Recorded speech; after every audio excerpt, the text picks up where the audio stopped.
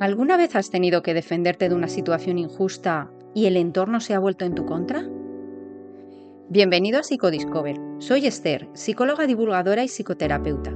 En este episodio te hablaré sobre una situación lamentablemente muy frecuente, cuando la víctima se convierte en el malo de la película por el mero hecho de defenderse. Todo es según el color del cristal con el que se mira. Ramón de Campoamor. Hay situaciones en la vida en las que alguien la toma con nosotros sin ningún motivo aparente, haciéndonos la vida más difícil desde el primer momento, a pesar de que podemos haber tenido una actitud positiva hacia ellos. Este tipo de situaciones suelen ser muy frecuentes en los entornos laborales, donde la competencia es alta. Hay personas que, bien sea por envidia, falta de autoestima o incluso narcisismo, deciden atacar generalmente a aquellos que destacan y que jerárquicamente pueden incluso estar por encima de ellos. Lógicamente, la intención positiva de esta actitud es la de desprestigiar profesionalmente a esa persona y suplantarle en su puesto. Los ataques, en un principio, pueden ser sutiles y aparentemente inocentes, hasta que se convierten en verdaderas agresiones verbales y actitudinales. Esto va generando poco a poco un clima de tensión que genera una situación de mobbing en el lugar de trabajo. El agresor comienza a hacer ver a los demás, mediante comentarios malintencionados, que su compañero de trabajo no es apto o que incluso no es buena persona, atacando no solo su esfera laboral, sino también psicológica.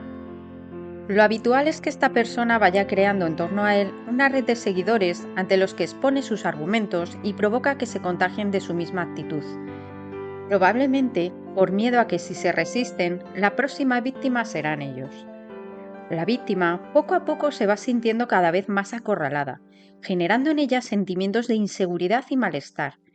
En muchas ocasiones, la víctima incluso llega a sentirse culpable y a pensar que ha hecho algo mal. Llegado a este punto, la víctima puede seguir dos caminos diferentes.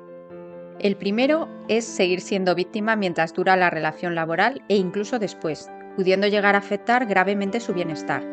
Son innumerables los casos de mobbing en los que la víctima incluso puede llegar a tener graves problemas de salud y su bienestar psicológico puede verse seriamente comprometido. No podemos negar que el mobbing puede llegar a ser altamente traumático para la persona que lo sufre y que tiene unas serias consecuencias psicológicas y para la salud. El otro camino es defenderse. Cuando la víctima de mobbing decide defenderse, pueden ocurrir varias cosas. La víctima llega a ese punto cuando ya no puede más, o bien cuando ya ha vivido esta situación en un trabajo anterior y ha aprendido que las consecuencias de no defenderse pueden llevarla a situaciones muy desagradables. No es de extrañar que incluso la reacción pueda ser desproporcionada y pillar al agresor por sorpresa, convirtiéndose en ese momento en verdugo ante los ojos de los demás. ¿Es esto justo? ¿La víctima no tiene derecho acaso a defenderse? Habrá personas que hayan visto la situación con imparcialidad, que lo comprendan y apoyen a la víctima, ahora que se ha convertido en su propia defensora, e incluso verdugo de su agresor, pero no así el círculo de adeptos que se ha ido creando el agresor. Esta situación puede llevar a sentirse culpable a la víctima incluso, haciéndole pensar que tendría que haber aguantado más la situación o incluso cambiado de trabajo. Esto me recuerda a la frase de Dennis Hawley: esperar que el mundo te trate con justicia porque usted es una buena persona es un poco como esperar que un toro no te ataque porque eres vegetariano. Lo que esta persona debe tener claro es que este es el precio que tiene que pagar para no llegar a una situación en la que las consecuencias podrían ser graves. Cuando antes comprenda que en realidad es un derecho el hecho de poder defenderse y de ser tratado con respeto, y que la única persona culpable de esta situación es el agresor, antes podrá seguir dando lo mejor de sí mismo en su trabajo. Afortunadamente, cada vez más empresas saben esto y defienden a sus trabajadores de estas situaciones. Otras veces, desgraciadamente, miran hacia otro lado y prefieren que sus empleados se defiendan por su cuenta. Si este es tu caso, dice muy poco de tu empresa. Si puedes, es mejor que te vayas buscando otro lugar para trabajar. Si no puedes o no quieres hacer este cambio, te tocará defenderte por tu cuenta. Pero no lo dejes pasar. No estás en esta vida para que te agredan. No permitas ningún ataque. El primer paso para frenar este tipo de personas es ponerles límites. No vas a dejar de ser una buena persona por defenderte.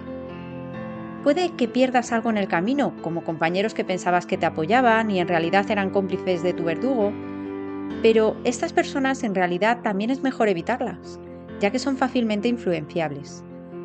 Pero tienes mucho que ganar.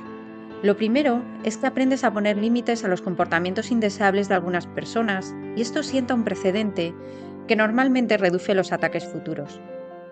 ¿Merece la pena defenderse? Yo creo que sí.